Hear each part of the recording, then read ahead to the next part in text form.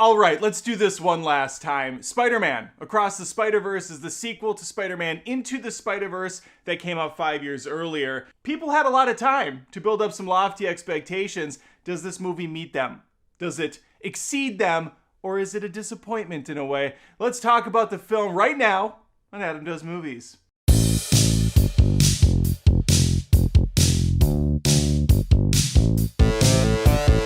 If you're new to the channel, feel free to use that web slinger and shoot the subscribe button. I would appreciate any newcomers that join. I post tons of movie content each and every week. Would love to have you stick around. Listen, I'm not going to beat to dead Uncle Ben Parker. This movie's really good. It did exceed expectations in some ways, and in others, it let me down a little bit. But overall, really dug this film. Visually speaking, this movie is stunning. It's doing things the first film didn't, for better and worse. Now, while overall I thought it was a very pretty looking picture, oftentimes thinking, man, this could be framed and put up on a wall, it is artwork through and through. But beauty is in the eye of the beholder. And when you have a bunch of different art styles, sometimes there's clashing, sometimes there's conflicting thoughts on whether this works in this scene or works in that scene. And that is a problem in this film. Because it goes way in on the visuals, sometimes that comes at the cost of the storytelling. Example, we have Gwen Stacy, who's one of the main characters in this one. She has just as much screen time as Miles Morales does. Her world is very watercolor heavy. Looks fantastic. But there are emotional moments, there are emotional beats that don't quite hit as hard because they're having so much fun playing with the animation style that you kind of get a little lost. The message gets disrupted because the background's doing weird stuff or they're constantly shifting between colors and art forms. It does get a little jarring, and it did take me out a couple times during the film when there were parts that were supposed to hit. And they did, but not quite as hard as they should have. Especially when you compare it to the first. Into the Spider-Verse, also absolutely gorgeous.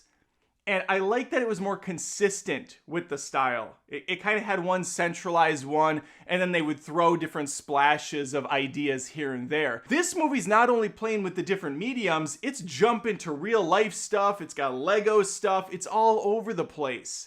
And that can make things a little disjointed. It can make things jarring at times. While that works as a con in some ways, it absolutely is a pro because the movie keeps you guessing what's next. The movie is constantly doing new things and throwing you for twists and turns. And because it's so visually exciting, you are excited to keep watching this thing, which is good. Because it's a long movie. It's 2 hours and 20 minutes. Very long for an animation, especially when you're bringing little kids.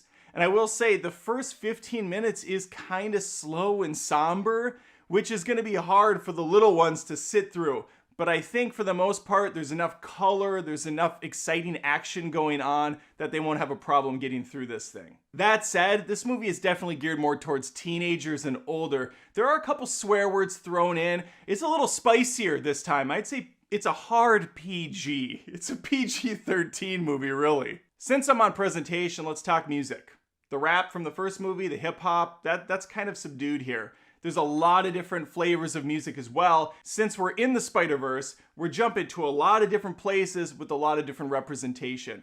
And that means a lot of different spider people. I was worried going in that because this film is so much more zany and so much larger in scale, because Miles is not staying in his world, he's going to all these different ones, that the movie was going to lose that grounded focus on the character. Thankfully, those concerns washed away very quickly. It is very much a Miles movie and Gwen Stacy. They are the focus. There's tons of small, intimate moments with these characters, with their families, and with the main objective. Are there fan service callouts? Absolutely. Do some of them feel out of place? For sure. But overall, this is an exciting movie that from beginning to end keeps you hooked. Now for my big criticism. I love Into the Spider-Verse. I really liked Across the Spider-Verse. Didn't love this one as much. Although there are sections of this thing that I absolutely adore. The storyboard team, the animation department, everyone involved in some of these sections of the film should be commended. It is so unique. It's such a special movie, and Disney should be looking at movies like this and saying, hey, remember when we used to do innovative, cool things and now we just rest on our laurels and we come out with the same live action crap year after year? But Across the Spider-Verse is so fresh, it's so unique and genuinely its own thing. This is a really special movie from a visual standpoint, and the story is no slouch either. But it's an incomplete one, and that's the point I'm getting at here.